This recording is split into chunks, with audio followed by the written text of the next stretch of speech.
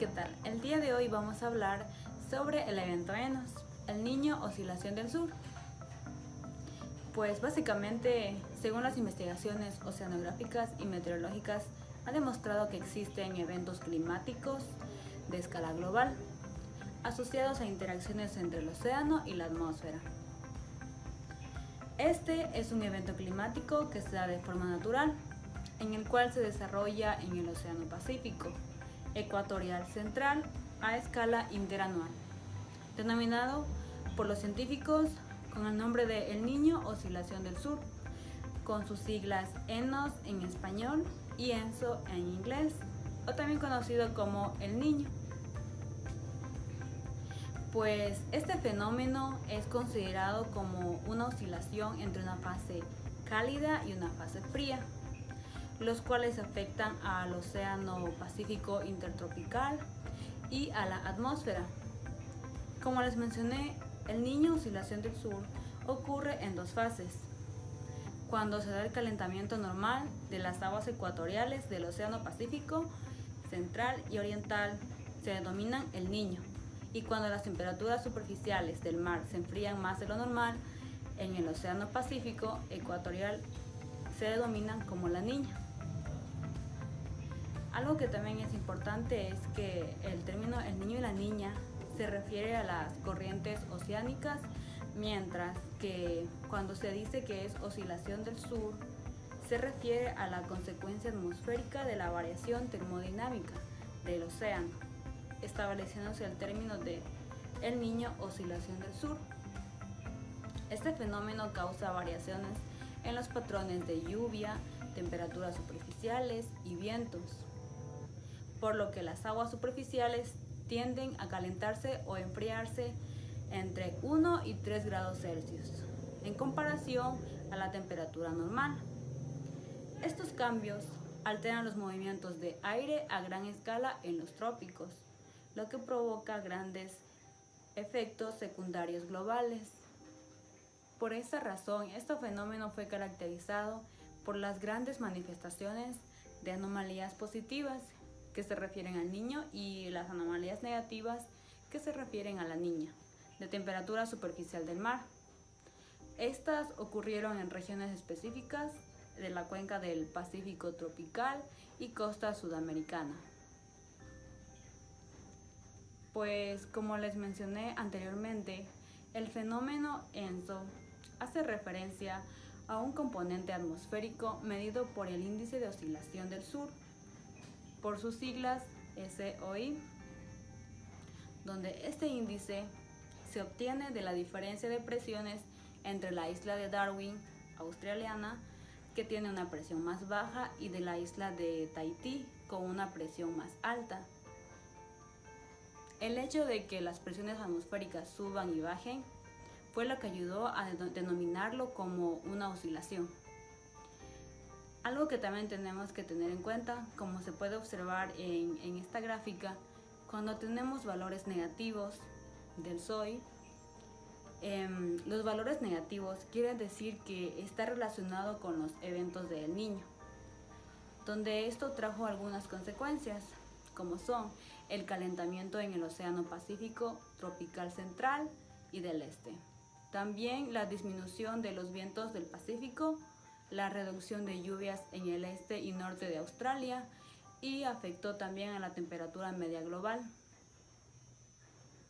Por el contrario, cuando tenemos valores positivos de este índice, pues esto quiere decir que los vientos son fuertes en el Pacífico y que ocurre un calentamiento del mar al norte de Australia, lo que tiene que ver con el fenómeno de la niña.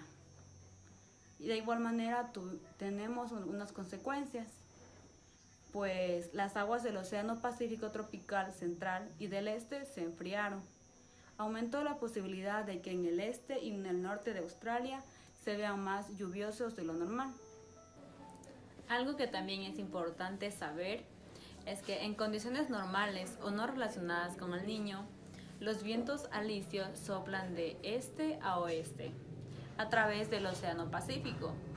Estos vientos acumulan agua de superficie cálida en el Pacífico Occidental, de forma que la superficie del mar es aproximadamente 1 metro más alta alrededor de Indonesia que alrededor del Ecuador. Algo que también es necesario es que cuando se dio el surgimiento de los océanos producidos en las costas de Perú y Ecuador, trajo consigo una agua fría con una variedad de nutrientes a la superficie, aumentando así las poblaciones de peces. Por otro lado, la zona caracterizada con un clima cálido, húmedo y de presión baja ocurrió en el lado occidental del Pacífico ecuatorial, ya que la humedad recogida se descarga mediante tifones o tormentas eléctricas. Entonces, ahora, para que se pueda comprender de mejor manera, realizaremos un pequeño experimento. Bueno, a continuación voy a explicar cómo se manifiesta la corriente cálida del niño y la corriente fría de la niña. Los materiales que necesitamos es un poco de aceite para bebé, algo como un embudo, un poco de pintura a base de agua. También necesitamos agua, un recipiente plástico y una secadora de cabello. Bueno, voy a proceder a realizar el procedimiento y voy a vertir el aceite de bebé con delicadeza.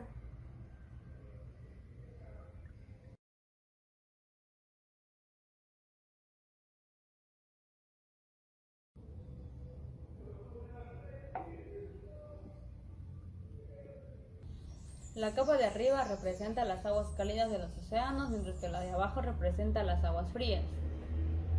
Y a continuación lo que vamos a hacer es encender la secadora y soplar en dirección este-oeste. Donde el viento que genera la secadora va a representar los vientos alisios.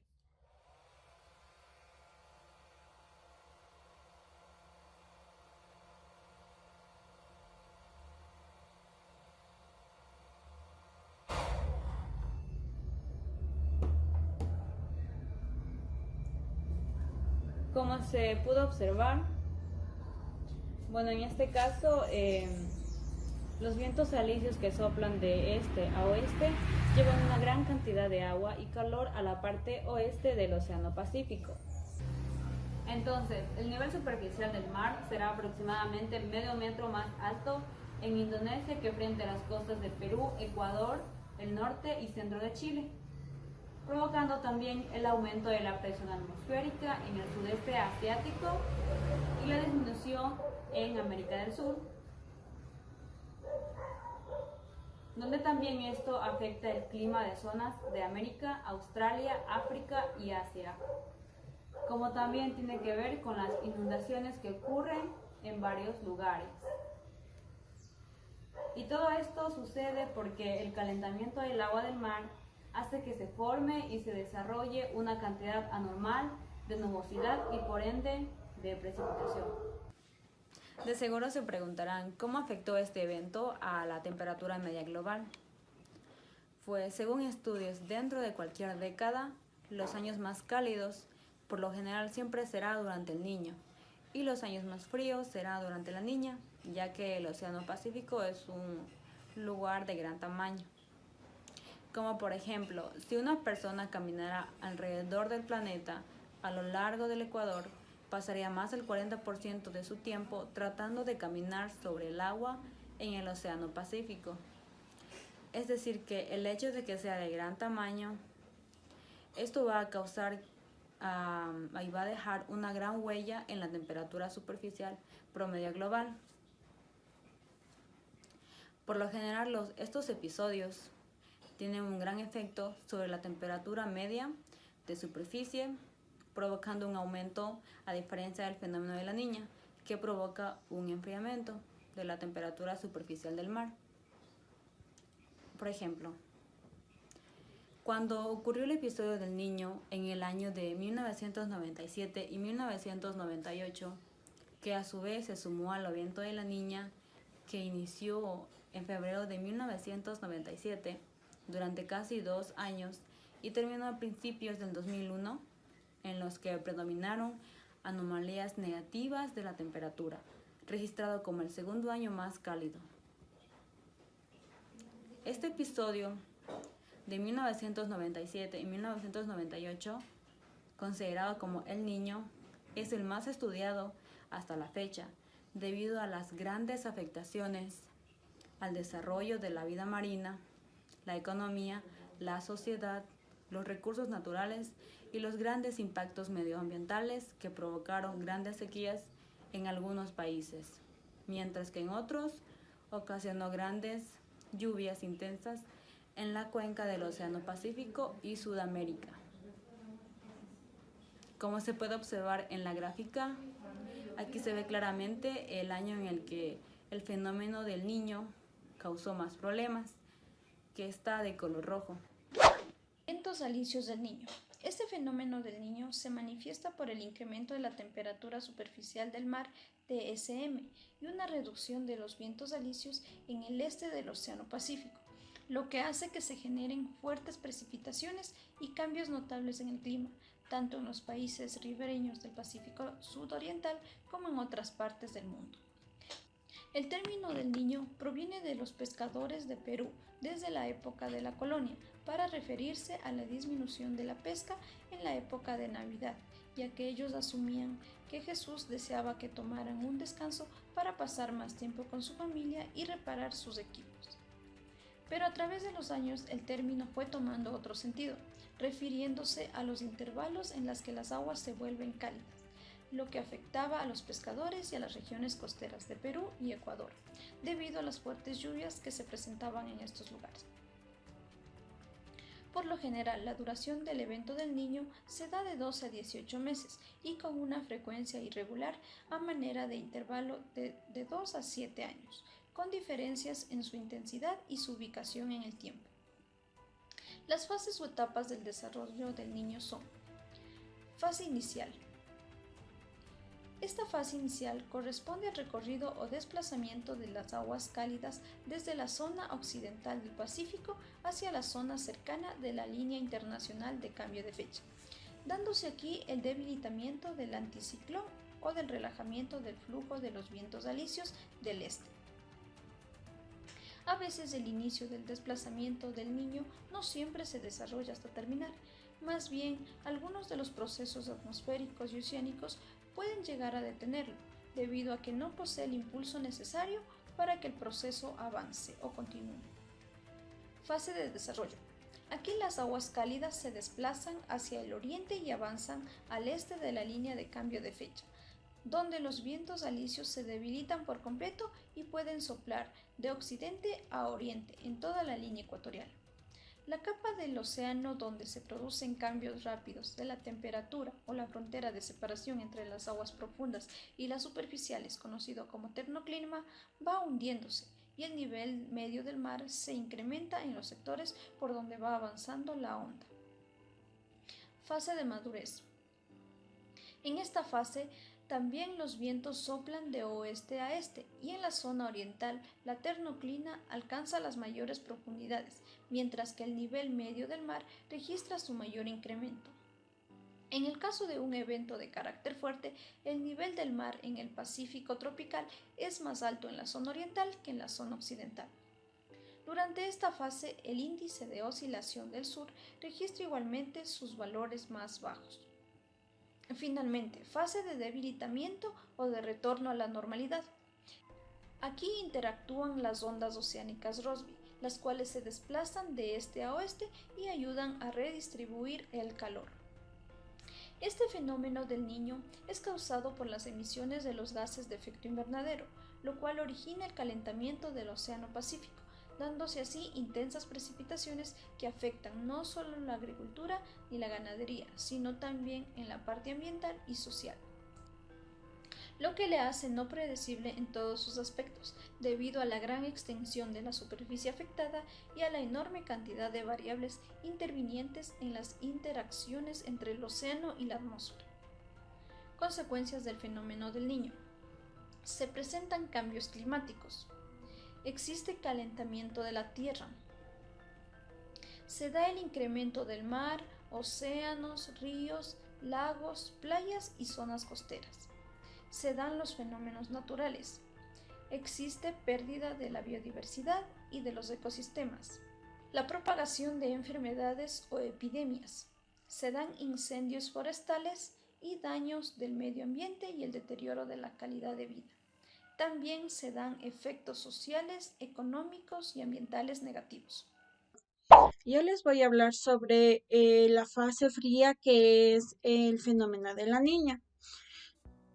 ¿Cuáles son las generalidades sobre el fenómeno de la niña? Decía que aquí el término de la niña se refiere a las condiciones frías en que se presenta en la zona central y oriental del Pacífico durante 6 meses. Este enfriamiento de la superficie altera el clima en diferentes extensiones que son grandes, que más o menos son desde el este del océano y por su magnitud también van a alterar el clima. Las anomalías negativas, la niña de temperatura superficial del mar, estas no son semejantes a las anomalías positivas del niño, que estas son registradas durante el calentamiento. En un artículo decía que la comunidad científica hasta finales de los 90 se hablaba acerca del concepto de la niña como una condición normal en el Pacífico tropical, pero se decía que esta interpretación no es correcta, ya que en el Pacífico tropical las condiciones son el niño en calentamiento extremo a condiciones normales y la niña en un enfriamiento demasiado extremo. Por lo tanto, el fenómeno de la niña es un evento de las aguas superficiales del Pacífico central y oriental durante un periodo de muchos meses. Ya. En la gráfica. Ya, esta gráfica lo que nos representa son las anomalías de la temperatura de la superficie del mar. Esto se da en 0 grados centígrados y en la cuenca del Océano Pacífico tropical. Este gráfico fue tomado durante el trimestre de junio-agosto de 1988 y esto fue cuando ocurrió la fase de maduración del evento de la niña. Ya, vamos a seguir con las características del fenómeno de la niña. Aquí se decía que una de las características más importantes del fenómeno de la niña eran las condiciones frías en la variabilidad climático del Océano Pacífico. Aquí podemos apreciar el campo térmico superficial del Océano Pacífico tropical en épocas normales, como eran en diciembre de 1990. Y la niña que se dio en diciembre de 1998. Este fenómeno se dio a condiciones frías muy extremas. En algunos autores de algunos artículos utilizaban términos como antiniña, que era incluso en los años 80 y 90. También se llamaba fenómeno frío del Pacífico, evento frío o como una fase fría de Enos.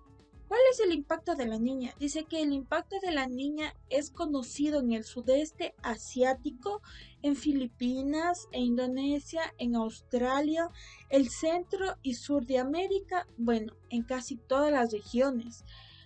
Este fenómeno nos dice que trae demasiado, incluso abundantes e intensas lluvias, por lo que este se va a generar daños materiales y pérdidas de vida por crecientes súbitas, por desbordamientos e incluso por inundaciones. En la niña dice que hay lluvias por debajo de lo normal e incluso también hay sequías. En la actualidad, este fenómeno tiene mucha importancia dentro del ciclo de la niña, que también es la oscilación del sur y la variabilidad climática general. Seguimos con las causas del fenómeno de la niña. Dice que aquí decía que este enfriamiento se daba por procesos de surgencia o afloramiento de aguas profundas, demasiado profundas en los bordes orientales de los océanos pacíficos, particularmente en el sector tropical, que es en el caso del Pacífico. Observamos frente a las costas del Perú y el Ecuador. En esta región, la surgencia y el aporte de la corriente de Humboldt hace que la mayor cantidad del área de la superficie del mar de la región esté absolutamente fría. Ya, como podemos observar aquí en esta imagen, ¿qué nos representa esta imagen? Esta imagen nos va a representar las condiciones del océano atmosféricas del Pacífico tropical. Y esta imagen se tomó durante los periodos del fenómeno de la niña. También decía que en algunos años se había presentado intensificaciones del enfriamiento del agua en la región oriental y central oriental, y también el aumento de la superficie de aguas demasiado frías. ¿Esto a qué se debió? Esto se debió a dos parámetros. ¿Cuáles son esos dos parámetros?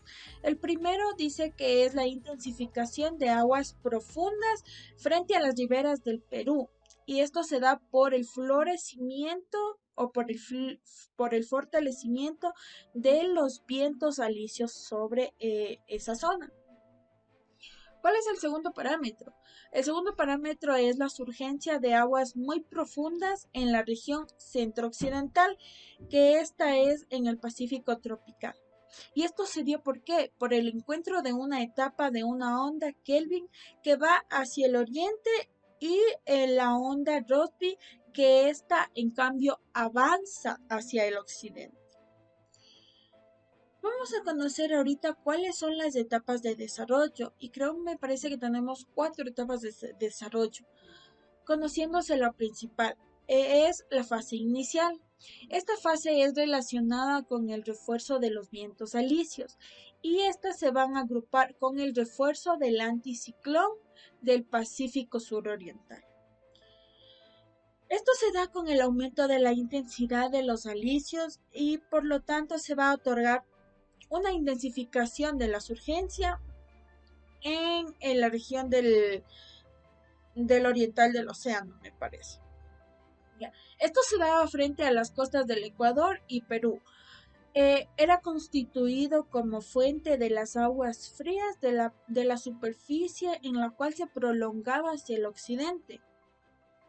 En algunos casos, como la niña, que era que se dio en 1998 a 2000, donde hubo un ascenso de aguas profundas en el Pacífico central.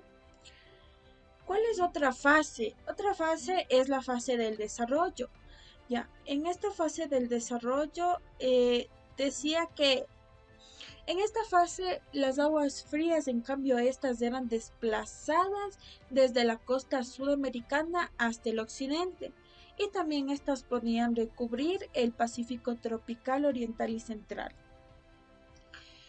Aquí en esta fase los vientos alisios tienden a aumentar su intensidad, alcanzando valores de 4 y 5 metros sobre segundo. Estos valores eran por encima de cualquier promedio dado. Vamos a conocer también sobre otra fase, como es la fase de la madurez. Para esta fase se podía encontrar el enfriamiento máximo en la región central y oriental del Pacífico tropical. En esta fase también los vientos en el Pacífico tropical surgían con mucha intensidad.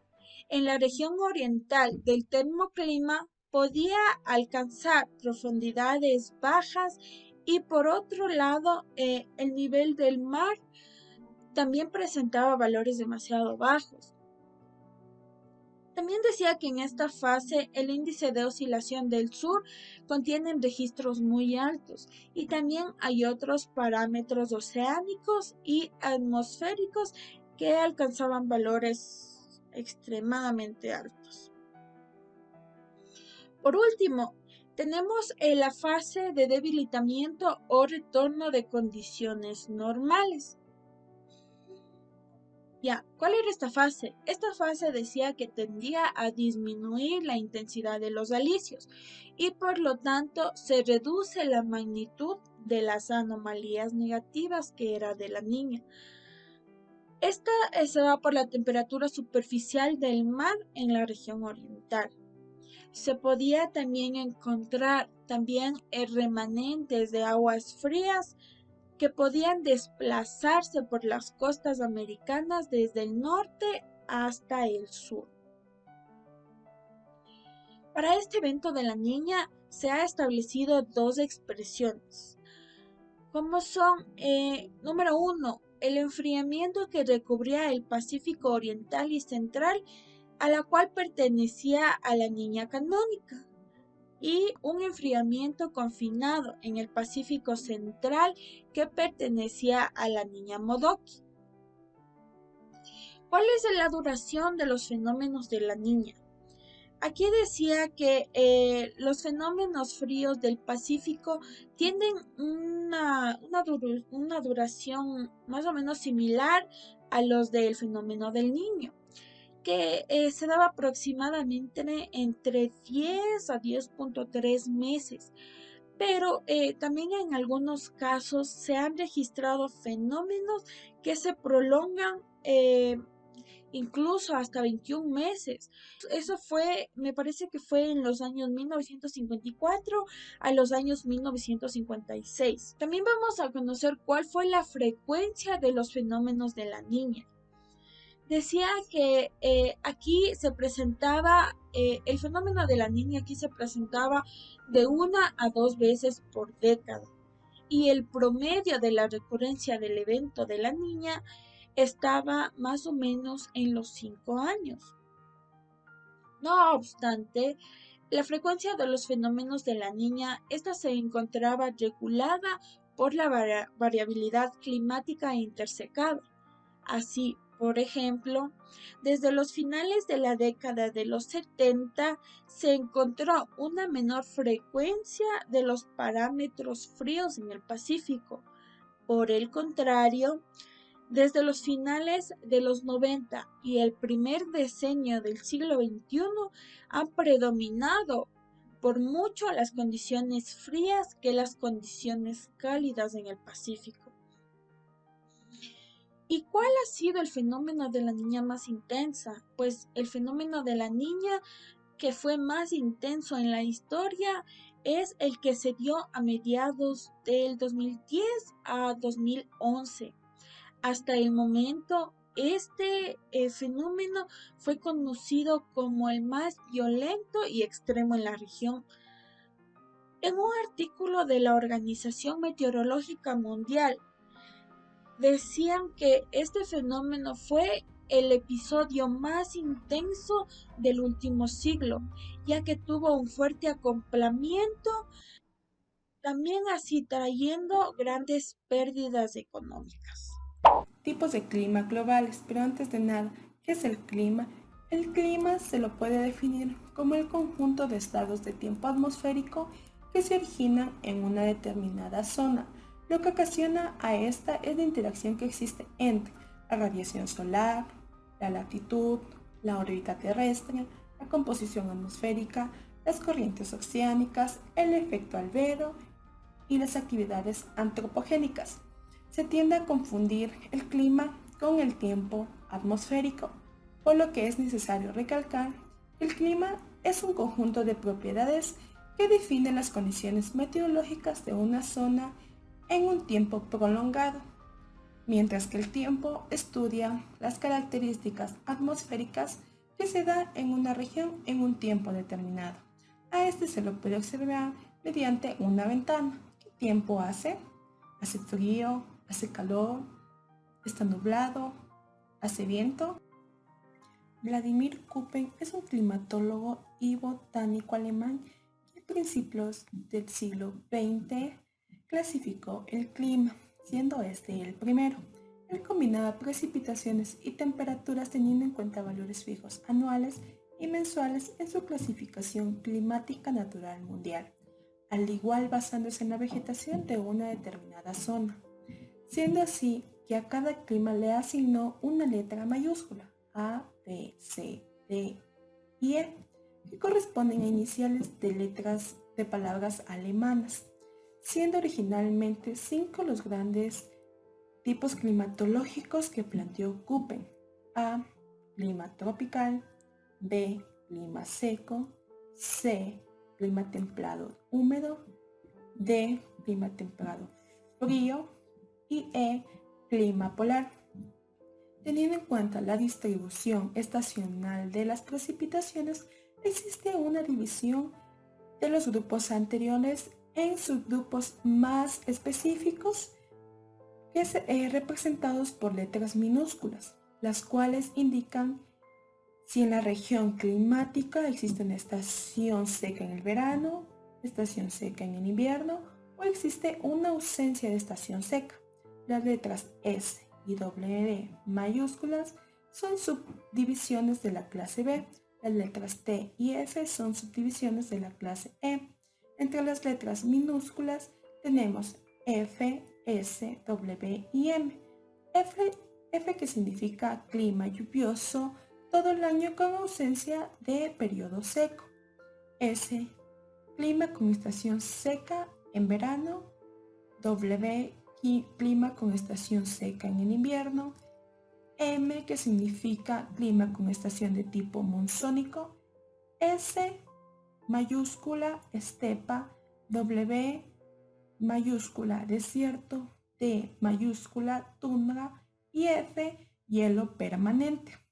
Para describir mejor el régimen térmico se usa una tercera letra, A, B, C, D, H o K, que indican cuán cálido es el verano y cuán frío es el invierno. A, la temperatura media del mes más cálido es superior a 22 grados Celsius. B, la temperatura media del mes más cálido es inferior a 22 grados Celsius, pero con temperaturas medias de al menos 4 meses superiores a 10 grados Celsius. C, menos de 4 meses con temperatura media superior a 10 grados Celsius. D, el mes más frío que está por debajo de menos 38 grados Celsius. H, la temperatura media anual es superior a 18 grados Celsius. K, la temperatura media anual es inferior a 18 grados Celsius. Clima de clase A. Este siendo el segundo en la clasificación de Köppen, que es el clima tropical. Se localiza entre los 23 grados de latitud norte y los 23 grados de latitud sur, abarca la zona de la línea ecuatorial. Se caracteriza por ser un clima húmedo y presentar una temperatura del mes más fría superior a los 18 grados Celsius. Los bosques tropicales que existen en esta zona y no existe estación invernal. Se localiza en áreas que se extienden desde el Ecuador hasta los trópicos a alturas inferiores a unos 800 a 100 metros, con lluvias mayores a 750 milímetros anuales, y este clima también es llamado clima megatérmico o cálidos con bosque.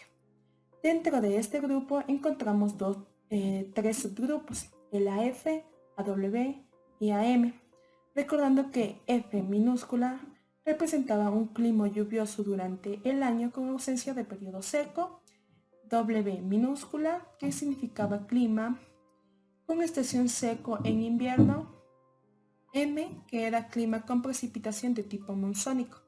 Pues bien, el primer subgrupo es el AF, que es del clima ecuatorial, caliente y húmedo con precipitaciones abundantes todo el año.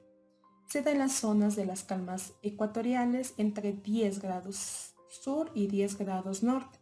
La temperatura todos los meses está entre 20 y 27 grados Celsius.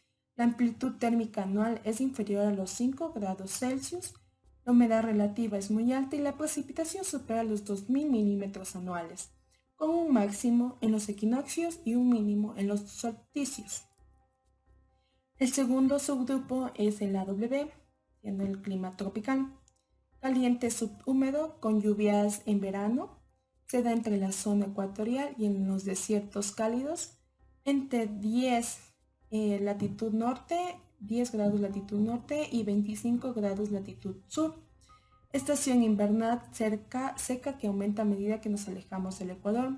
Precipitación mínima superior a los 100 milímetros. El tercer subgrupo es el monzónico, siendo el AM. Este es caliente, húmedo, con lluvias abundantes en verano. Con influencia del monzón, se da en el sudeste asiático y es el clima más húmedo, aunque tiene una corta estación seca invernal. Contraste estacional muy fuerte, verano cálido y húmedo e invierno seco. La precipitación mínima supera los 400 milímetros en pocos meses. En la clasificación de Köppen tenemos el clima seco, que es el segundo clima.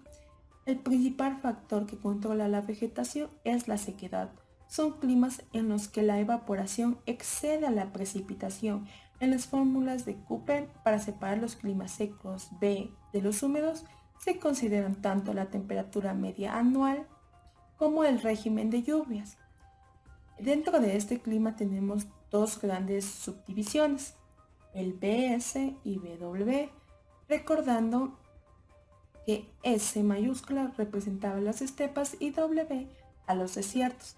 Dentro de esta primera subdivisión de BS tenemos BSH, que recordando que H es la temperatura media anual superior a los 18 grados Celsius.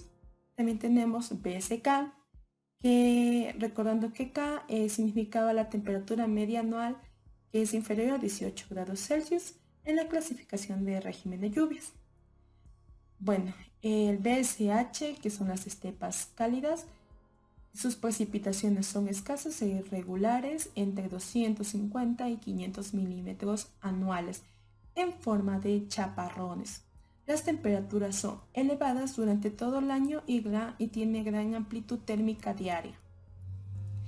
Tenemos dentro de esta primera subdivisión las estepas frías BSK.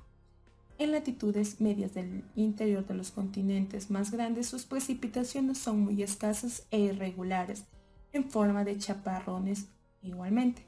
Las temperaturas similares a las continentales. Inviernos fríos y fuerte amplitud térmica anual. Dentro de la segunda subdivisión del clima seco tenemos los desiertos cálidos y los desiertos fríos. Igualmente, desiertos cálidos representados por BWH, H ya mencionado, la temperatura media anual es superior a los 18 grados Celsius.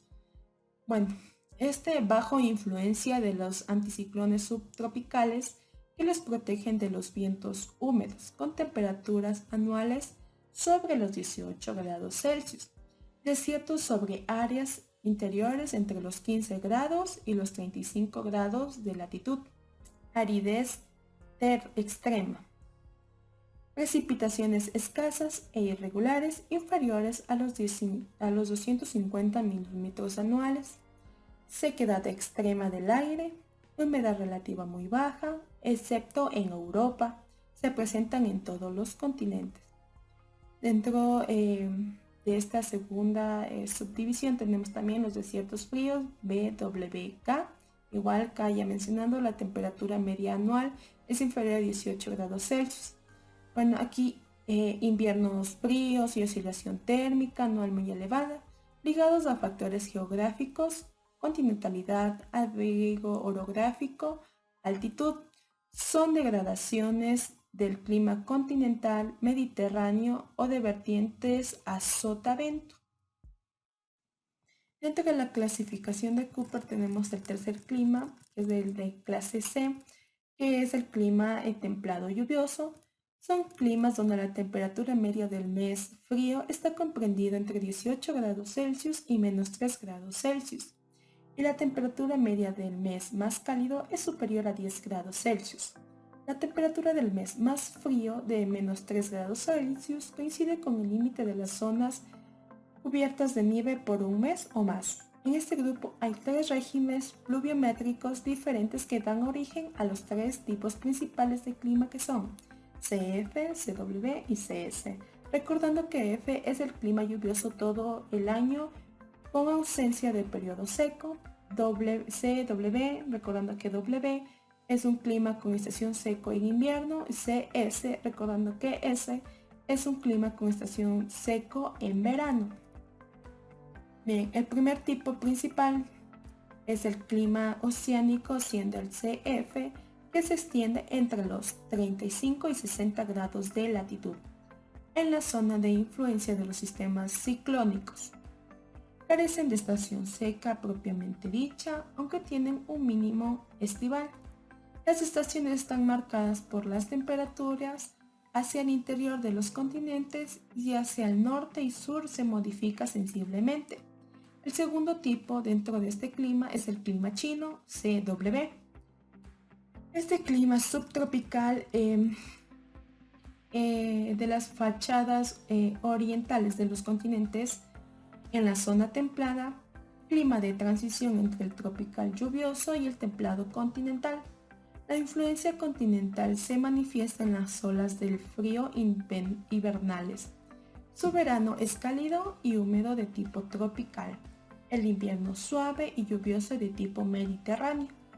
El tercer tipo es el clima mediterráneo, CS, que es el clima subtropical de la zona templada entre los 30 y los 45 grados de latitud norte y sur. Caracterizado por una marcada sequía estival, se encuentra en la zona de la transición entre los climas húmedos y secos.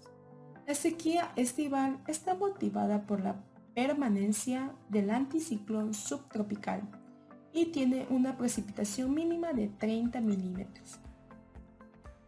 En la clasificación de Köppen está el de la clase D, siendo el clima frío de los bosques nevados o climas templados fríos, que son los climas subantárticos y subárticos húmedos con inviernos rigurosos, donde la temperatura media del mes más frío es inferior a menos 3 grados Celsius y la temperatura media del mes más cálido mayor a 10 grados Celsius.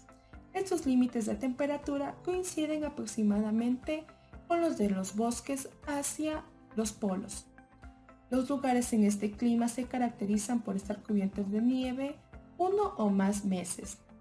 Dentro de este clima encontramos dos subgrupos, los de F y los de W. De igual manera, sabemos el F, clima lluvioso todo el año con ausencia de periodo seco, y W, clima con estación seco en invierno.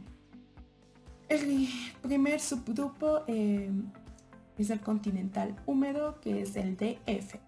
Ocupa la mayor parte de la zona templada propiamente dicha. Climas muy contrastados, a un invierno muy frío y seco se opone un verano cálido y lluvioso. La oscilación térmica anual es muy elevada. En los bordes del clima continental, las precipitaciones, aunque no muy abundantes, son regulares. El segundo subgrupo es el continental suave, que es DW. A diferencia del anterior, tiene una estación seca en invierno. Dentro de la clasificación seguimos con la clase E, que son climas polares, siendo el último en su clasificación. La temperatura media del mes más cálido es menor que 10 grados Celsius. Se localizan en latitudes altas y poseen precipitaciones menores a 300 milímetros anuales. Dentro de este clima hay dos tipos de subgrupos fundamentales. Tenemos el ET y EF. Recordando que T es tundra y F hielo permanente. El primer tipo dentro de este clima es el tundra, el ET, zona de altas presiones polares entre el polo y el isoterma de los 10 grados Celsius estivales. Frío intenso y constante, ningún mes supera los 10 grados Celsius debido a la oblicuidad de los rayos solares. precipitaciones escasas y disminuyendo a medida que nos acercamos a los polos en forma de nieve, la mayoría. Hay una breve estación de crecimiento de las plantas, las que consisten esencialmente en helechos, líquenes, musgos o algunas gramíneas. Tenemos el segundo tipo dentro de este clima, que es el polar, el F, que son zonas de altas presiones polares entre el polo y la isoterma de 0 grados Celsius, frío intenso y constante, precipitaciones escasas y disminuyendo a medida que nos acercamos a los polos, en forma de nieve la mayoría. En este clima ya no es posible que haya vegetación. Además de los 5 climas que son dependientes de la latitud, excepto el clima de clase B, que es el clima seco, tenemos climas de altura, que son representados con la letra H. En las altas montañas se encuentran climas de tipo polar, donde la latitud no influye. Solo afecta la altura sobre los 3.000 metros y la exposición. Considerado los factores que determinan un clima de montaña. La vegetación es muy variable de acuerdo a la latitud en que se encuentran ubicadas las montañas. Este es húmedo, ubicado en zonas de cordones montañosas alrededor del mundo, como en la cordillera de los Andes de Chile. Hablaremos sobre los tipos de clima existentes en Ecuador. Ecuador se localiza en la costa noroccidental de América del Sur, limitando al norte con Colombia, al sur y este con Perú y al oeste con el Océano Pacífico. Es uno de los países con mayor diversidad geográfica del mundo. Protege 4 regiones geográficas principales, las cuales son el oriente, la sierra y la costa, además de las Islas Galápagos. La mayor parte del país, excepto la sierra, experimenta un clima tropical húmedo.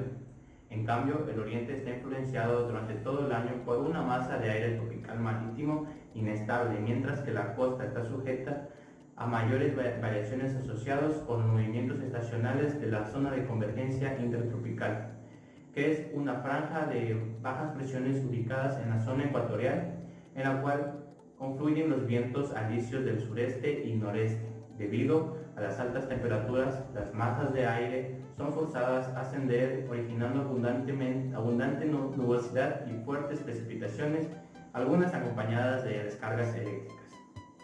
La ubicación del Ecuador sobre la línea ecuatorial produce poca estacionalidad a lo largo del año. Solo hay 2 estaciones definidas, las cuales son la húmeda o invierno y la seca o verano. La duración de las estaciones varía regionalmente. En la costa, la época lluviosa se inicia en diciembre y dura hasta mayo. La época seca tiene lugar entre junio y noviembre. En los Andes, la estación lluviosa dura de octubre a mayo y la seca de mayo a septiembre. En la región amazónica hay diferencias entre el norte y el sur. En la Amazonía, al norte de la provincia de Sucumbíos, la época lluviosa dura de marzo a noviembre, mientras que la época seca de diciembre a enero. El resto de la Amazonía, el patrón estacional es similar al andino. El clima de Ecuador se ve muy influenciado por la topografía. Su rango altitudinal va de los 0 a 6.300 metros. Genera un amplio gradiente de temperaturas de 0 a 26 grados centígrados de temperatura en un promedio anual. Hay una relación muy estrecha entre la elevación y la temperatura. Sin embargo, la Amazonía tiene una temperatura mayor a la esperada según su elevación, mientras que sucede lo opuesto con la región costa.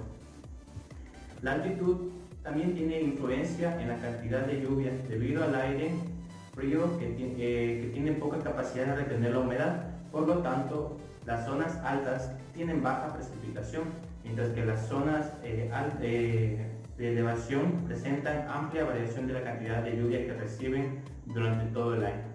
En términos generales, los páramos reciben lluvia que van desde los 1.500 a 2.000 milímetros anuales, en comparación con los bosques andinos y las tierras bajas. Las regiones que reciben los niveles de precipitación más altos son el bosque piemontano occidental y el bosque de tierras bajas del Chocó.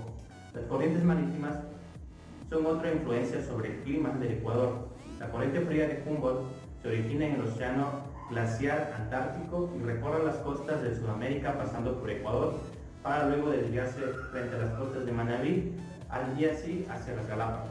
Debido a la baja evaporación del agua fría genera aridez en la región costa. La corriente cálida del Niño proviene del norte del Golfo de Panamá y baña anualmente las costas ecuatorianas entre diciembre y abril, iniciando de esta forma la estación cálida y húmeda de esta región. Las zonas climáticas en el Ecuador se diferencian 9 tipos de climas, los cuales son 1 seco, 3 tropicales, que son el húmedo, el monzónico y el de sabana, y 3 mesotérmicos, los cuales son húmedo, semihúmedo y seco. Además tenemos el páramo y el noveno clima es el de las Islas Galápagos. En el clima seco se caracteriza por las pocas precipitaciones anuales que van de más o menos a 500 milímetros. Hay una sola época lluviosa que va desde enero hasta abril. Las temperaturas promedio de este tipo de clima va entre los 24 a 25 grados centígrados. Este clima se da sobre todo en la península de Santa Elena y el Cabo de San Lorenzo. El clima tropical se presenta al norte y este de la península de Santa Elena.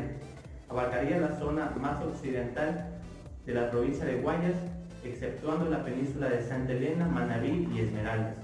Llueve aproximadamente entre 500 y 1000 milímetros de precipitación al año, esto entre los meses de diciembre y mayo. Las temperaturas medias varían entre los 26 a 27 grados centígrados. El clima tropical de monzón se extiende desde la ciudad de Esmeraldas hasta el Golfo de Guayaquil. Las precipitaciones en esta región varían entre los 1000 a 2000 milímetros, que ocurren principalmente entre el mes de diciembre y mayo. La vegetación de esta zona es una selva densa con una temperatura media entre los 23 a 27 grados centígrados. Luego tenemos el clima mesotérmico, que se presenta en las vertientes occidentales y orientales de la cordillera de los Andes. Es un cambio climático entre la región sierra y las dos regiones que la limitan, es decir, la costa y la Amazonía. Se da en altitudes de 500 a 1500 metros. Los niveles de lluvia anuales son de 2000 a 4000 milímetros y la lluvia es constante, creando una sola estación lluviosa. El siguiente clima es el mesotérmico semihúmedo, que las precipitaciones anuales de este tipo de clima va de los 500 a los 2000 milímetros. Tiene 2 estaciones lluviosas que oscilan desde febrero a mayo y octubre a noviembre. Es el clima que más se encuentra en los valles de la sierra. La temperatura oscila entre los 12 y 20 grados centígrados. El clima mesotérmico seco se presenta en el fondo de los valles del Callejón Andino. Las temperaturas y la vegetación son las mismas que en el clima mesotérmico semihúmedo. Las precipitaciones son inferiores a los 500 milímetros anuales. El clima de páramo es un clima muy frío que se da por altitud de las montañas. La temperatura anual de este clima va de 4 a 8 grados centígrados. Las precipitaciones anuales varían entre los 800 y los 1000 milímetros y caen leve pero son prolongados. El clima tropical húmedo. Tiene precipitaciones anuales elevadas que superan los 3000 milímetros, llegando hasta los 6000 milímetros en algunos lugares. La temperatura de este tipo de climas se mantiene entre los 25 grados centígrados durante casi todo el año. El clima ecuatorial, o también conocido como el clima de las Islas Galápagos, varía dependiendo de la altitud que presentan las islas. En las partes bajas, la temperatura es de 23 grados centígrados y las precipitaciones son más o menos de 1500 milímetros anuales. A través de las altitudes de las islas, las precipitaciones varían mucho, caracterizando a los Galápagos por su irregularidad anual en precipitaciones. Evidencias del cambio climático global y local. Para poder entender un poco mejor sobre este tema, hablaré primero sobre el cambio climático. Entonces, ¿qué se refiere con cambio climático? Diversos científicos definen al cambio climático como todo cambio que sucede con respecto al clima. Esto se da a través del tiempo y como resultado de la variabilidad natural o de las actividades humanas. Por otra parte, el calentamiento global es la manifestación más visible del cambio climático y se lo define al crecimiento promedio de las temperaturas terrestres y marinas globales. Es importante recalcar que a pesar de que el clima cambia naturalmente, los expertos determinan que existen claras evidencias de que el calentamiento del planeta registrado en los últimos 50 años puede ser atribuido a los efectos de las actividades humanas. La Tierra, un gran invernadero. La vida en la Tierra depende de diversos factores. Se compone de una delgada capa gaseosa que es la atmósfera. Esta capa es una mezcla de gases en la que predomina el nitrógeno con un 78.1%, el oxígeno con un 20.9% y una pequeña cantidad de argón con un 0.93%. Además de este porcentaje, contribuye el vapor de agua, el oxígeno, el dióxido de carbono, el hidrógeno, el neón, el helio y el criptón. Estos gases se encuentran en distintas proporciones en las 5 capas. Varios científicos han dividido la atmósfera para estudiar. Una de las funciones más importantes destaca su control como filtro de la radiación ultravioleta hasta llegar a la superficie terrestre. Además, su acción protectora al destruir los meteoritos que de otra manera llegarían a la superficie de la Tierra. Y además, también para regular la temperatura, esto debido al llamado efecto invernadero. Entonces, ¿qué es el efecto invernadero? Los llamados gases de efecto invernadero son principalmente el dióxido de carbono, el metano, el óxido nitroso, el ozono y el vapor de agua. Estos gases dejan pasar la luz solar, la cual alcanza la superficie terrestre y marina y se transforma en calor, es decir, en radiación infrarroja. Una parte de la radiación se queda en los mares y los continentes y la otra es remitida nuevamente hacia la atmósfera. Es entonces cuando los gases de efecto invernadero tienen parte de esa radiación infrarroja. Sin este fenómeno, las temperaturas de la Tierra serían un promedio de 33 grados centígrados más fría. El agua del planeta estaría congelada y muy probablemente la vida no hubiese desarrollado o sería muy distinta de cómo la conocemos hoy en día. ¿Quiénes son los responsables del cambio climático? Cuando se habla de problemas ambientales, a menudo pensamos que son otros los que generan y por lo tanto que no está en nuestras manos la solución. Al parecer, eso también ocurre con la emisión de gases de efecto invernadero responsables del cambio climático. Es común que no asociemos las emisiones de los gases con nuestras actividades diarias, y menos aún que esto pueda contribuir al cambio climático. La generación de electricidad, el consumo de combustibles fósiles como la gasolina y el diésel, la producción del cemento para la construcción, la eliminación de vegetación, que es conocida como el cambio del suelo, así como la producción de los alimentos y de otros tantos bienes y servicios que consumimos a diario, genera una gran cantidad de gases de efecto invernadero. Eso quiere decir que también somos parte del problema. Emisiones mundiales. En el mundo, la emisión de CO2 se ha incrementado a la par de consumo de combustibles fósiles. Este incremento no ha sido pequeño, ya que entre 1971 y el año 2005 las emisiones mundiales derivan del consumo de estos combustibles, ya que aumentó alrededor del 90%. En estos últimos años se emitieron en el mundo 27.000 millones de toneladas de CO2. Los satélites de órbita de la Tierra y otros avances tecnológicos han permitido a los científicos tener una visión global. Han recolectado muchos tipos de información diferente sobre nuestro planeta y su clima a escala global. Este conjunto de datos reunidos durante muchos años revela signos de un clima cambiante. A mediados del siglo XIX se mostró que el dióxido de carbono y otros gases atrapan el calor. Su capacidad para afectar la transferencia de la energía infrarroja a través de la atmósfera es la base científica de muchos instrumentos que ha puesto en vuelo a la NASA. No cabe duda de que el aumento de los niveles de los gases de efecto invernadero debe provocar esta como respuesta. La evidencia de rápido cambio climático se lo puede observar de diferentes formas, como el aumento de temperatura global.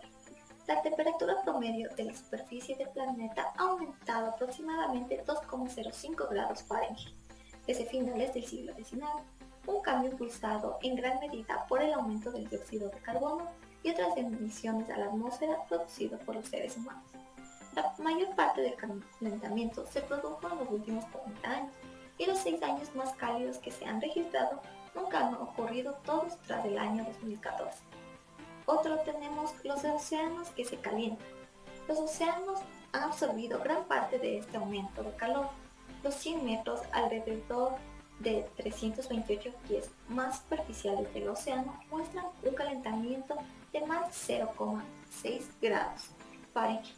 Desde 1969, la Tierra almacena el 90% de la energía sobrante del océano.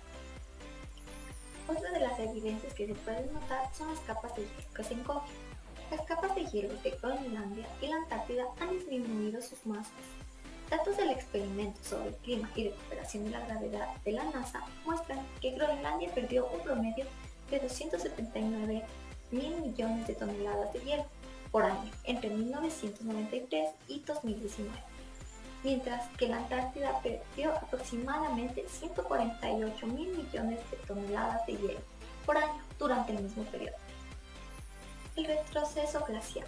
Los glaciares se están cayendo casi en todas partes del mundo, lo que incluye a los Alpes, el Himalaya, los Andes, Alaska y África. Otra evidencia tenemos el aumento del nivel del mar. El nivel de los mares del mundo aumentó alrededor de 8 pulgadas en el último siglo. Sin embargo, la tasa en las últimas 2 décadas es casi el doble del último siglo y cada año se está acelerando ligeramente. La reducción del hielo marino ártico. Tanto la extensión como el espesor del hielo marino del Antártico se ha reducido rápidamente en las últimas décadas, como lo podemos apreciar en la imagen. Eventos externos. El número de récords de altas temperaturas en los Estados Unidos ha aumentado, mientras que los récords de baja temperatura registrada en este país han disminuido desde 1950. Los Estados Unidos también han presenciado una creciente cantidad de eventos de lluvias intensas. La acidificación de los océanos. A inicios de la revolución industrial, la acidez de las aguas superficiales de los océanos ha ido aumentando alrededor del 30%. Este incremento es el resultado de que los seres humanos emiten más dióxido de carbono a la atmósfera. Ahora vamos a hablar sobre la evidencia del cambio climático local. En los últimos años, la sociedad y la Tierra se han visto envuelta en problemas ambientales y escenarios cambiantes. Una evidencia de ella es la gran cantidad de glaciares derretidos, así como también un aumento del nivel del mar, cuando las condiciones ambientales solían ser otras. Por tal razón, es de suma importancia resaltar y conocer las evidencias que se exponen o surgen por causa del cambio climático. En el país de Ecuador, durante el periodo del siglo XXI, se ha visualizado periodos muy cálidos que conllevaron a que los asocie con el calentamiento global, daño que los seres humanos hemos realizado en el transcurso de nuestra vida. Esta alteración del clima ha desencadenado impactos económicos, sociales e inclusive ecológicos, donde la forma de vida de todos los seres humanos tuvo que amoldarse a aceptar iniciativas ambientales, ya que se establece que tales iniciativas políticas buscan reducir la emisión de los gases de efecto invernadero a través de minimizar la utilización de energía fósil a cambio del aumento de una eficacia energética. Ecuador es un país de origen andino, ubicado al noreste de América del Sur. Cuenta con 4 regiones naturales: costa, sierra, Amazonía y región insular, gozando de una maravillosa biodiversidad, por lo cual Ecuador muestra ser un país vulnerable ante los impactos negativos de un cambio climático, considerando que su condición de economía exportada de materias primas. El clima ecuatoriano está determinado por 2 estaciones, cálida y fría, o también conocidas como verano e invierno. Por consecuencia de su ubicación en la línea ecuatorial y su influencia de la humedad procedente de la región amazónica, se dice que por tal motivo es preciso resaltar la vulnerabilidad del país frente a posibles alteraciones ocasionadas por el calentamiento global. Los efectos observados en Ecuador se evidencian en la percepción biofísica del territorio, como en el deshielo de los nevados andinos, en el aumento de las temperaturas, inundaciones, sequías, aumento del nivel del mar, afectaciones negativas en las actividades productivas y en la biodiversidad. Asimismo, la incidencia de los fenómenos climáticos como el Niño provoca afectaciones severas al territorio nacional, tales como sequías e inundaciones. En el caso de Ecuador, y como dato relevante, se ha perdido un 40% de los glaciares en los últimos 30 años. Además, 2 de 7 coberturas glaciales con las que cuenta el país están en riesgo inminente. El Carihuayrazo es un ejemplo de ello, al haber perdido el 92% de su casquete glacial entre 1956 y 2018.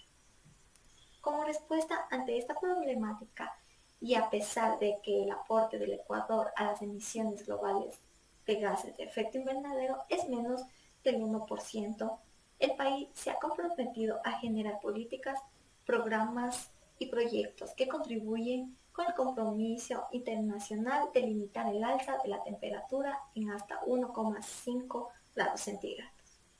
Estas iniciativas se han plasmado en una política pública denominada Contribución Determinada a nivel nacional y que surgió como un compromiso del Ecuador y los países firmemente del Acuerdo de París dentro del marco de la Convención Marco de las Naciones Unidas sobre el Cambio Climático. Así surge en Ecuador el programa de apoyo como parte de la iniciativa global del Programa de las Naciones Unidas para el Desarrollo y que busca promover la generación del compromiso climático ambiciosos y justos de la mano del Gobierno Nacional y del Ministerio del Ambiente. Hola, ¿te has preguntado qué tan vulnerables somos los seres vivos ante el cambio climático? ¿Cómo podemos adaptar y las medidas que podemos tener ante esta? Acompáñanos. Y es que para dar respuestas a estas preguntas debemos saber primero qué es el cambio climático. El cambio climático es una realidad que afecta a millones de seres vivos en todo el mundo, sobre todo a las más vulnerables. Al elevar la frecuencia y la virulencia de los fenómenos meteorológicos extremos que causan numerosos daños materiales y provocan desplazamientos poblacionales. Sin ir más lejos, según el Observatorio de Desplazamiento Interno, en 2018 los desastres naturales provocaron a nivel global 17.2 millones de migraciones intranacionales, es decir, dentro de un mismo país. El calentamiento global también está detrás de la mayoría de crisis medioambiental de la historia por la velocidad insólita de los acontecimientos. Desde 1880, la temperatura media terrestre ha subido de 0,85 grados centígrados. El nivel del mar ha crecido 19 centímetros y el Ártico ha perdido de 1.07 millones de kilómetros cuadrados de hielo por década, tal y como desvela el Grupo Intergubernamental de Expertos sobre el Cambio Climático. Así que una de las variables más importantes dentro del cambio climático es la vulnerabilidad, que está definida como el grado de sustentabilidad o de incapacidad de un sistema para afrontar los efectos adversos del cambio climático, y en particular la variabilidad del cambio y los fenómenos extremos. ¿De qué depende la vulnerabilidad? Esta depende del carácter, magnitud y rapidez del cambio climático, a que ésta está expuesta de un sistema, y de su sensibilidad y capacidad de adaptación. Hola, ahora vamos a hablar acerca de la vulnerabilidad. A la vulnerabilidad se la define como la tendencia a verse afectado por el cambio climático. En esta situación se van a tener 3 elementos fundamentales. Número 1, la exposición. ¿Y qué es la exposición? La exposición es un sistema que, como su mismo nombre lo dice, estamos expuestos al cambio climático. Como por ejemplo, el corredor del sur de Centroamérica está expuesto a sequías y el Caribe está expuesto a muchas lluvias. Como por ejemplo, también tenemos a las casas, los seres humanos, los cultivos que están expuestos a fenómenos climáticos. Como por ejemplo en este caso podemos ver en nuestro cultivo de maíz, tenemos maíces que han estado expuestos demasiado tiempo a la radiación. Por ejemplo, en este maíz que no ha tenido un debido cuidado, el fenómeno climático que lo ha afectado es la helada, que normalmente se lo conoce en las zonas agrícolas, y también es que no tiene ningún cuidado, como por ejemplo el abono o fumigación del mismo. Entonces, por esta razón, los cultivos también están expuestos a cambios climáticos, y esto representaría una pérdida en la economía de los agricultores. La sensibilidad. Vamos a hablar de la sensibilidad. Es el grado en el que un sistema o una especie se ve afectado positiva o negativamente por estímulos relacionados al cambio climático. Un ejemplo que vamos a situar a continuación es el café, que este es sensible a los vientos extremos cuando está en flor. El frijol es más sensible a la sequía cuando está germinando. Ahora vamos a hablar de la capacidad adaptativa. Es la capacidad biológica o social del sistema o del individuo para poder adaptarse al daño potencial moderado y aprovechar así las oportunidades o afrontar las consecuencias. La capacidad de trasladarse a otro lugar mejora la adaptabilidad de muchos animales. En lo que respecta al sistema agrícola, el conocimiento de determinadas prácticas y la posibilidad de implementarlas aumenta la adaptabilidad de los productores. Tienen ahorros o pertenecen a una red de apoyo social que pueden ayudarte a recuperarte influencias. Por ejemplo, el uso de la sombra en café amortigua el calor extremo, por lo que el café podrá ajustarse mejor al incremento de las temperaturas.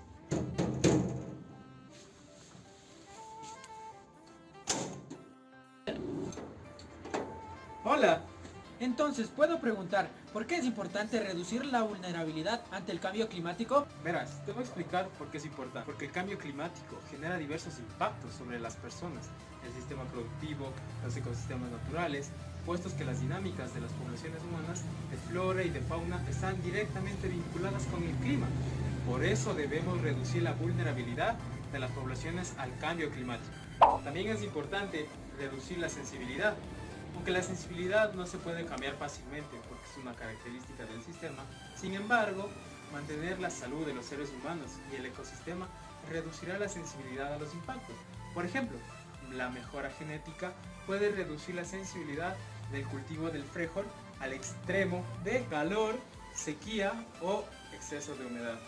También es muy importante mejorar la capacidad adaptativa. Mejorar la capacidad adaptativa reduce directamente la vulnerabilidad de un sistema, ya que proporciona la resistencia frente a perturbaciones. La mitigación del cambio climático es el conjunto de acciones que tienen como fin la reducción del forzamiento radioactivo. Esto nos sirve para disminuir el calentamiento global. El calentamiento global está acabando con nuestro planeta, pero aún estamos a tiempo de disminuirlo y luchar contra él y así mitigar sus acciones. En 2017, los humanos hemos emitido 47.600 millones de toneladas de CO2, cifras que aumentan cada año si lo repartimos a todos los habitantes del planeta. Nos tocaría unas 6 toneladas. Pero esto sería un reparto injusto, ya que no todos los países contaminan igual.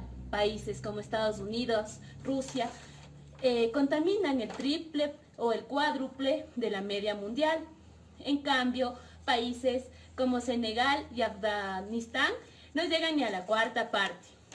En cambio, Ecuador, Argentina, hay un poco de todo, pero la moda no es mala.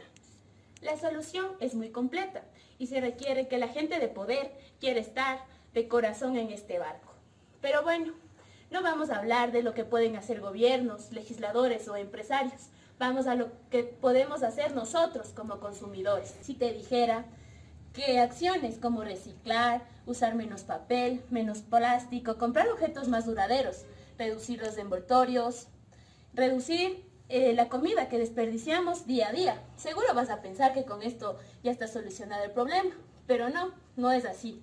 Con todas estas actividades vamos a reducir solamente 1 tonelada. Reciclar y consumir los plásticos es importante para no malgastar los recursos. No empeorar el problema de los basureros. Para estos problemas, estas acciones son vitales. Es decir, si queremos reducir nuestra huella de carbono, nosotros como consumidores debemos hacer mucho más. Debemos poner un esfuerzo súper más grande. Nuestro primer punto va a ser el transporte. ya que la clave está en evitar los motores a combustión, usarlos menos o cambiarlos por otros que no quemen cosas. Para esto podemos utilizar el transporte público, que reducirá un 0.6 a 1 tonelada de la media. O también podemos utilizar el transporte compartido con personas que van a nuestro mismo destino de trabajo o de nuestro barrio.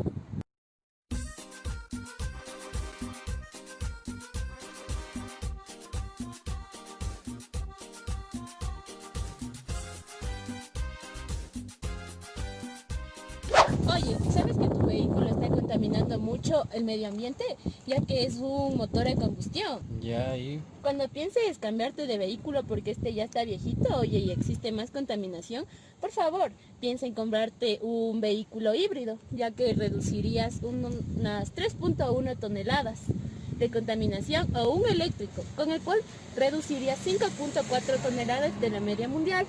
o sea, no te gusta estar conmigo. No, no me gusta estar contigo. Y la verdad me bajo de este carro viejo. Me cansé de ti. Recuerden, entonces, lo mejor que sería irnos a pie. Así no contaminamos el medio ambiente y nos evitamos malos ratos. Una carrerita, jefe. Yo conozco un lugar donde que no le hablan del cambio climático. Vamos, vamos.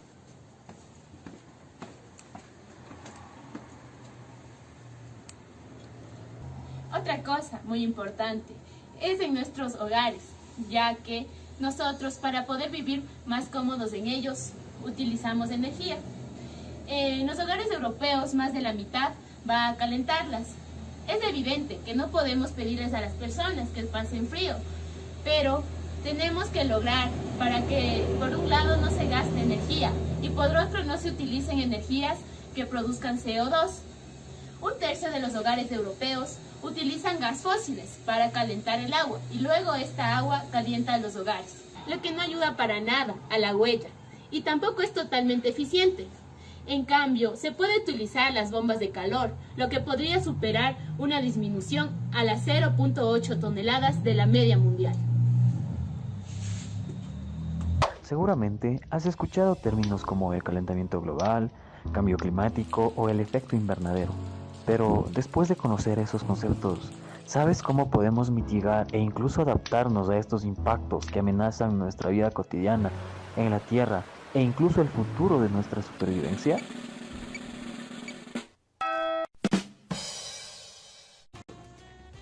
Y sí, hemos hablado acerca de vulnerabilidad, del cambio climático en el mundo, de los problemas ambientales, pero nos hace falta hablar de algo muy importante, de cómo reducir dicha vulnerabilidad.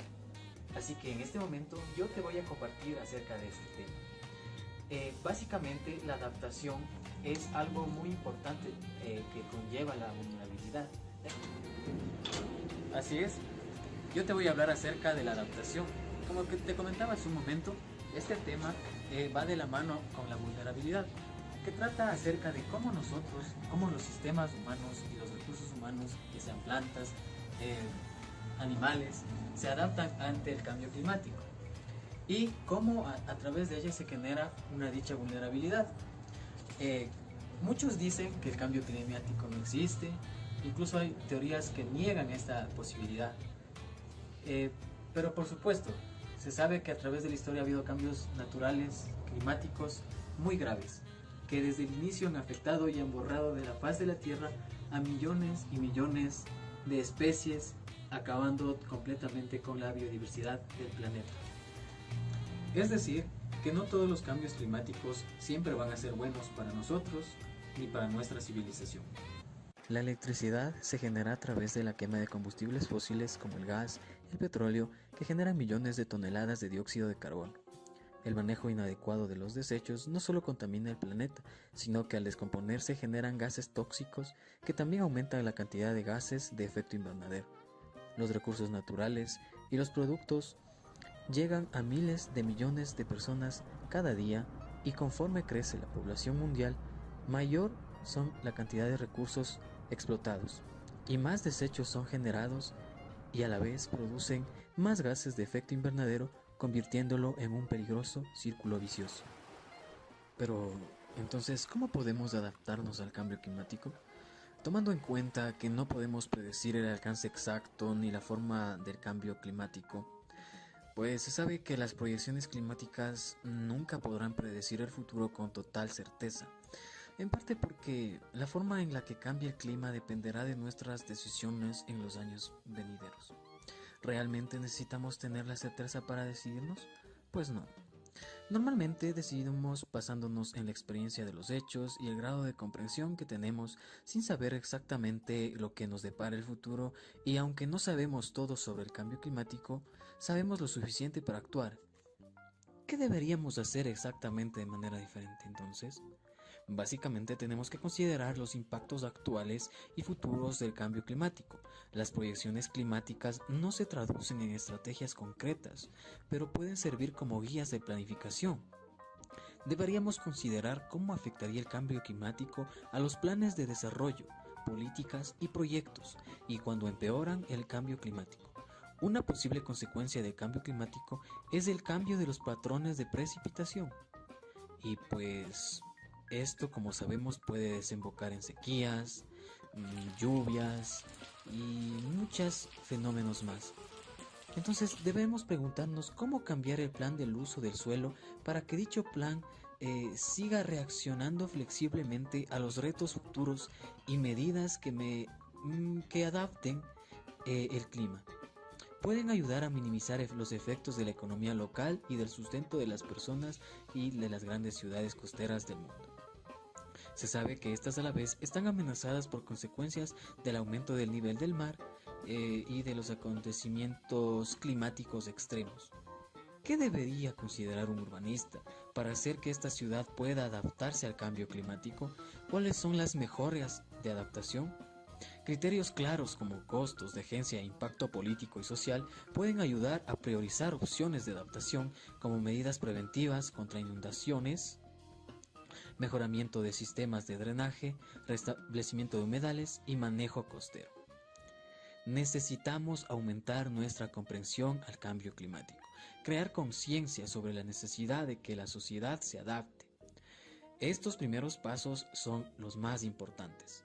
Prepararse para lo que pueda venir es mucho mejor que intentar soportar los impactos del cambio climático sin ninguna protección. Sabemos lo suficiente, así que adaptémonos. El cambio empieza hoy, así que empecemos a vivir una vida con responsabilidad y con una actitud ambiental.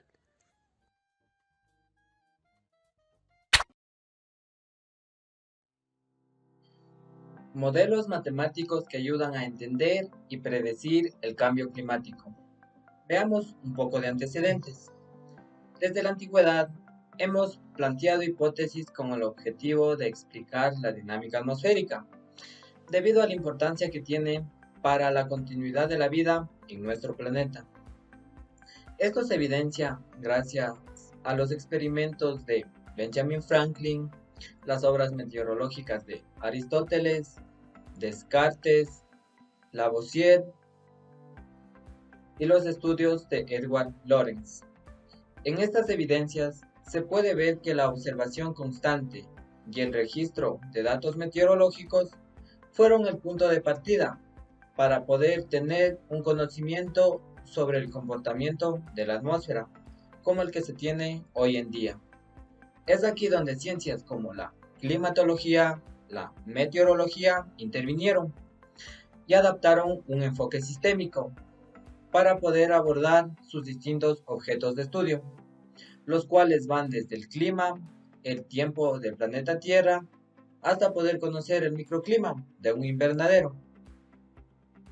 El modelado y simulación de un sistema climático de la Tierra es un problema de interés común, dada la necesidad de predecir sus posibles comportamientos en décadas futuras.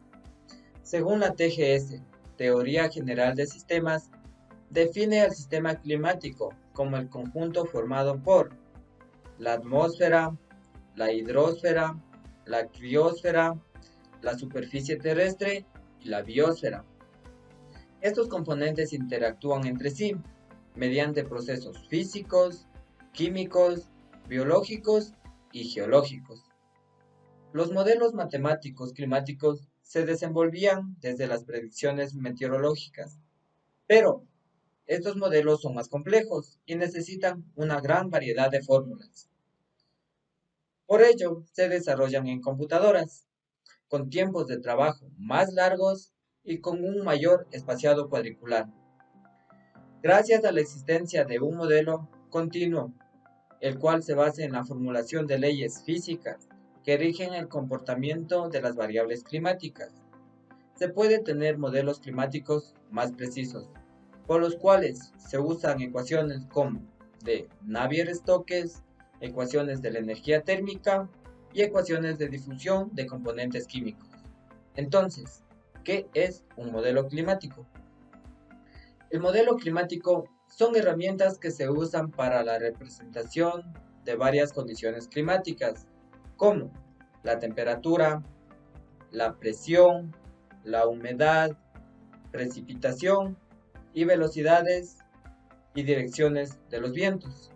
Además, estos modelos se basan en las leyes básicas de la física, dinámica de fluidos y la química, y representan cómo la radiación solar es transmitida, reflejada y absorbida dentro de la atmósfera, en la superficie terrestre y del mar. Entonces, un modelo es un programa informático que domina una formulación matemática. Y cuando contiene la información suficiente sobre el medio climático, se le denomina modelo climático. La función de un modelo climático. Estos modelos matemáticos se crearon con el fin de proyectar el impacto de perturbaciones antropogénicas y naturales desde el punto de vista climático, y se tuvo la necesidad de calcular el efecto de los procesos que intervienen en el sistema climático.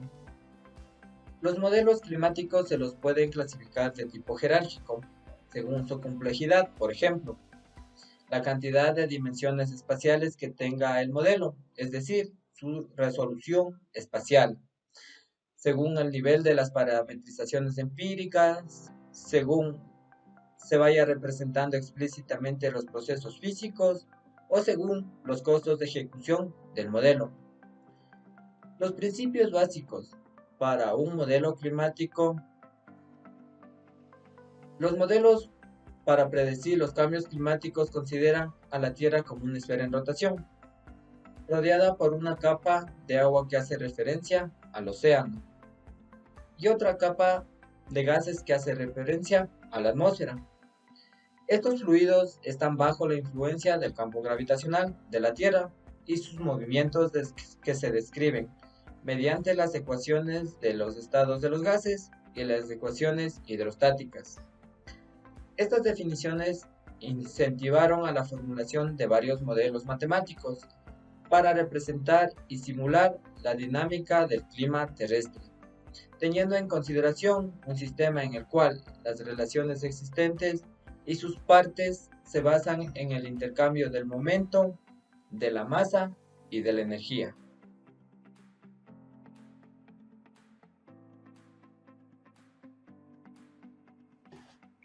Conservación del momento. Este conjunto de ecuaciones, más conocidas como ecuaciones de Navier-Stokes, describen el movimiento de cualquier fluido newtoniano en un punto y un tiempo específico. Estas ecuaciones se utilizan en una esfera en rotación, a través de un conjunto de ecuaciones de derivadas parciales, las cuales explican el movimiento de la atmósfera. Para que esto suceda se deben incluir información importante del momento, como puede ser la energía del aire, océanos, leyes de la termodinámica, efecto del calor del sol en el aire, agua y la evaporación, las cuales son variables importantes en el cambio climático que describen la evolución de la temperatura en el mundo. Esta ecuación que se puede ver ahora mismo es la ecuación de Navier-Stokes para describir el momento.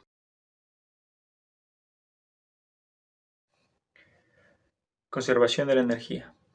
Estas ecuaciones son las ecuaciones de Navier-Stokes, pero son empleadas para la conservación de la energía. Es similar a la ecuación del momento, aunque en este caso va a describir una cantidad escalar. Es decir, la ecuación relaciona las variaciones de temperatura globales con las fuentes o sumideros de energía.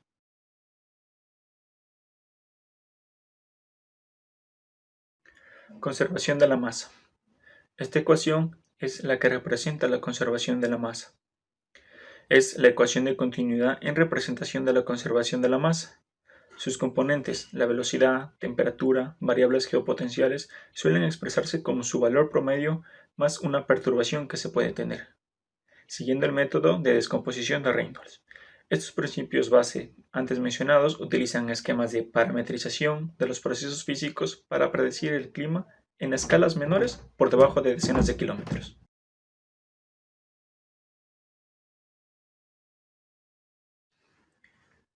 Proceso para la construcción de un modelo matemático. El proceso que se debe seguir para elaborar un modelo climático consta de los siguientes pasos. Primero, tenemos que encontrar un problema en tiempo real en cualquier parte del mundo. En nuestro caso es el cambio climático. Segundo, plantear acerca de la problemática a través de un modelo matemático, identificando las variables más importantes, ya sean estas dependientes o independientes, además de establecer una con el fin de aceptar o no el modelo matemático. Tercero, aplicar los conocimientos y ecuaciones que permitan resolver la problemática y así poder llegar a conclusiones matemáticas. Cuarto, comparar los datos obtenidos con el modelo propuesto como predicciones con datos reales para determinar si se cumple o no.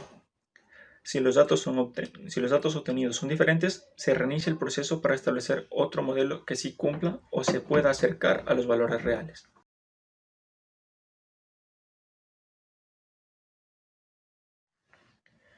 Clasificación de modelos climáticos. En la actualidad existe una gran cantidad de modelos climáticos, pero tienen mejores resultados aquellos modelos que presentan procesos físicos. Con los modelos matemáticos globales MSG se puede simular matemáticamente gran parte de los procesos físico-químicos del mar, la atmósfera, del suelo, criosfera y biosfera. Los modelos usan la superficie de la Tierra dividida en grillas con medidas regulares y mientras mayor sea la grilla, mayor será la resolución espacial. Los modelos climáticos se pueden clasificar en modelos climáticos globales, regionales, mesoescalares y oceánicos. Los modelos climáticos globales son representaciones matemáticas del sistema climático de la Tierra y están expresados como gigantescos códigos de computación y ejecutados por computadoras. Estos modelos ocupan resoluciones muy bajas, es decir, que sus grillas son de 300 a 500 kilómetros de extensión, tanto en latitud como en longitud. Estos modelos nos indican cómo la Tierra absorbe la radiación solar y algunos otros eventos como las precipitaciones, los vientos, las nubosidades y las corrientes marítimas. Para que la Tierra arroje ciertos datos, debe de estar dividida en rejillas o grillas tridimensionales, lo que hace que nos den datos en ciertos lugares como temperaturas, precipitaciones, presiones atmosféricas, vientos, humedades, entre otras variables. Con el pasar de los tiempos, esto ha ido mejorando, haciendo que las rejillas de los modelos vayan disminuyendo, lo que provoca una mejor resolución y una mejor exactitud en los datos. Así como cada rejilla tiene un lugar determinado, también va a tener un tiempo determinado. Así es como se ve un modelo global de acuerdo a sus rejillas, pero el problema o la limitante que tienen estos modelos es que no pueden determinar ni definir las fallas geográficas de la Tierra. Un ejemplo de esto puede ser la Cordillera de los Andes. Un ejemplo de los modelos globales climáticos pueden ser el modelo global HAT-AM3P, que está compuesto por dos componentes, el componente oceánico, que es el HAT-CM3, y el componente atmosférico, que es el HAT-AM3P. Para poder verificar todos los modelos climáticos, algunos científicos se proyectaron una línea en el tiempo para poder confirmar los cambios climáticos que ha tenido la Tierra desde el año 1900 hasta el año 2000, exactamente un siglo. Estos científicos tomaron como referencia dos factores, el factor humano y el factor natural. Hicieron correr este modelo en 2 tandas, la primera tomando en cuenta los factores que sean independientemente y la segunda los juntaron. Eso sí, el factor humano iba a verse intervenido por los gases de efecto invernadero. Al momento de realizar la segunda corrida o la segunda tanda, se dieron cuenta que los datos coincidieron con los datos continentales y con los datos oceánicos, además de tener una confianza al 95%. Los modelos climáticos regionales. Estos tienen una mayor resolución espacial, ya que sus grillas son mucho más pequeñas, de 50 kilómetros de largo y ancho. Estos modelos se manejan para determinar los cambios climáticos a futuros, como el CCS, el REG-CM3 y el HART-RM3P. Todos estos modelos se rigen por los satélites que rondan alrededor de la Tierra. Obviamente hay otros tipos de modelos regionales, como el ETA, que describe una estructura del campo horizontal y vertical, el cual ayuda a reducir errores numéricos en las montañas y ayuda a calcular el gradiente de la fuerza de presión. Los modelos climáticos mesoescalares son los que tienen una mejor resolución, pero para fenómenos como tormentas, que se refieren a escalas locales. Estos suelen manipular coordenadas rectangulares y la representación de procesos que ocurren a escalas menores de 10 kilómetros. También pueden representar la temperatura, algunas corrientes marítimas. Los modelos climáticos oceánicos detallan la dinámica termodinámica del océano, además de estudiar la circulación y los problemas costeros. Estos modelos pueden simular la salinidad, la temperatura y las corrientes oceánicas. Para un área ambiental, se utiliza este modelo para así poder tener una trayectoria de los derrames de contaminantes y así predecir la calidad del agua y de las especies marinas. Realizamos la comparación de los modelos simples y complejos. Los modelos climáticos simples arrojan resultados de cambios de temperatura de forma zonal y mundial. No pueden simular los probables cambios del clima. Realizan procesos físicos aproximados tomando de base de cálculo integrados zonales o mundiales. Se deben especificar algunas propiedades como la sensibilidad climática. Estos modelos son muy veloces y no pueden simular varios escenarios. Estos son buenos para realizar estudios de sensibilidad, donde intervienen algunos componentes del clima. Tienen pocos procesos, por eso es fácil entender sus análisis. Y son modelos unidimensionales, no pueden simular los cambios bruscos de la circulación oceánica. Por otro lado, los modelos climáticos complejos pueden simular la variación geográfica de la temperatura, precipitación, de la humedad del suelo, de los vientos, de la nubosidad y además provocan cambios a escalas continentales. Simulan los cambios de la modalidad del fenómeno del Niño, simulan procesos físicos y tienen sensibilidad climática.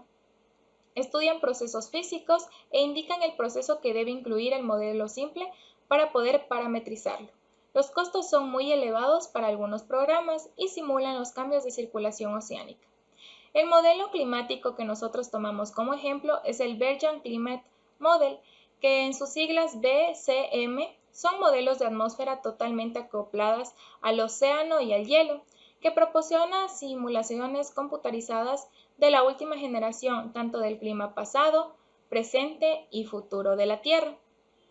El modelo se ejecuta sin ningún tipo de ajustes de flujo y es estable durante varios siglos. Este clima es simulado y reproduce la circulación general a gran escala en atmósferas razonables. Muchas gracias.